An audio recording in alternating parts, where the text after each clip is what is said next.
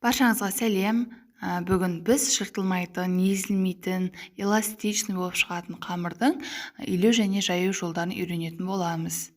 Ең алдымен ыдысымызға керек мөлшерде ұнымызды құйып аламыз. Bir бокалды толтырмай суымызға тұз қосып, жақсылап араластырып бір шетке қойып қоямыз.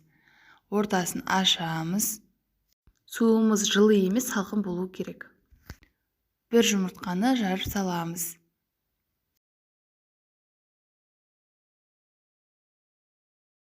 Жұмыртқамызды кішкене араластырып жібереміз. Суымызды аз-аздан құя отырып араластыратын боламыз. Бірден құйып жібермейміз. Су қосқан сайын ұнымызды көбейтіп араластырып отырамыз. Осылай барлығын қосып болғаннан соң қасықпен араластырып, кейін қолмен қамыр илейтін боламыз жақсылап.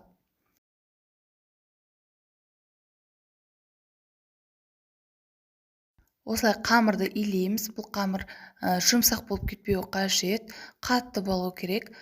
Сол кезде біздің жыртылмай, езілмей керемет болып шығады. Бұл қамырды пельменге, мантыға, кез келген тамаққа қолдана беруге болады. Осылай бір илеп болғаннан соң, қатты болғандықтан жақсы иленбейді. Сондықтан осылай біріккенше илеп 5 минутқа қалдырамыз. 5 минуттан соң жұмсарады. Жұмсарғаннан соң тағы бір илеп, дөңгелек пішінге келтіретін боламыз. Достар, видеоның астындағы подписаться кнопкасы мен қасындағы колокольчикті басып қойыңыз. Менің арнамнан керемет рецепттерді таба аласыз. Сондықтан жіберіп алмас үшін міндетті түрде маған тіркеліп қойыңыздар.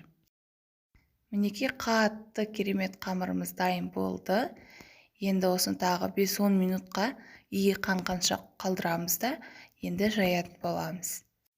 Жаятын жерімізге ұнымызды сеуіп аламыз.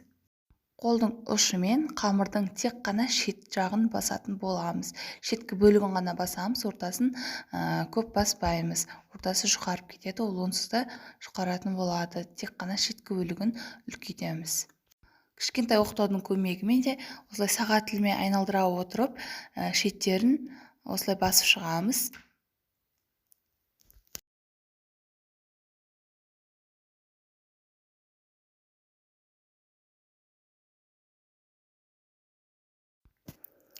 Осылай үлкейтіп аламыз шетін басу арқылы.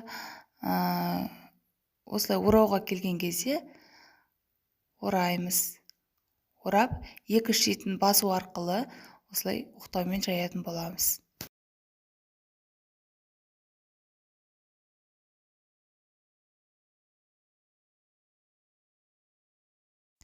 Қатты күш салмаймыз.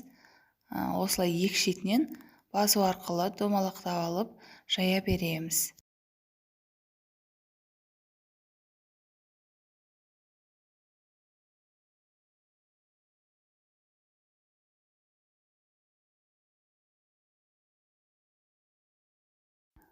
Қамырымыз қатты болса сәл жаю қиындау болады, бірақ езілмейтін өте керемет қамыр шығады. Егер қамырыңыз жұмсақ болатын болса, ол сіздің қамырыңыз Қазақстанның картасы болып кетеді. Жан-жағының бәрі гүлденіп, солай болып кететін болады. Сондықтан қатты қылып жаюға тырысыңыздар. Осылай арасын ұн себе отырып, шетін басып, айналдыра отырып жайып аламыз. Жайылмай бара жатса, осылай екіге бүктеп те жайсаңыз болады. Сонда тез жайылатын болады қамырымыз.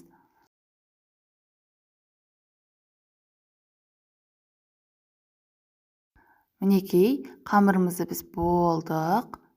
Осындай жұқа, әдемі қамыр шықты. Осыны бешбармаққа да, басқа да тағамдарға қолдана берсеңіз болады. Керек формамызда кесіп аламыз. Бізге бешбармаққа қажет. Сондықтан осылай ұзынша етіп кесіп аламыз. Осымен болды. Пісіре берсеңіздер болады. Өте керемет қамыр шықты. Міндетті түрде осылай жасап көріңіз. Видеоны соңына дейін қарағаныңызға рахмет. Каналға тіркеліп алуды ұмытпаңыз. Астарыңыз дәмді болсын. Сіздермен болған Мадина.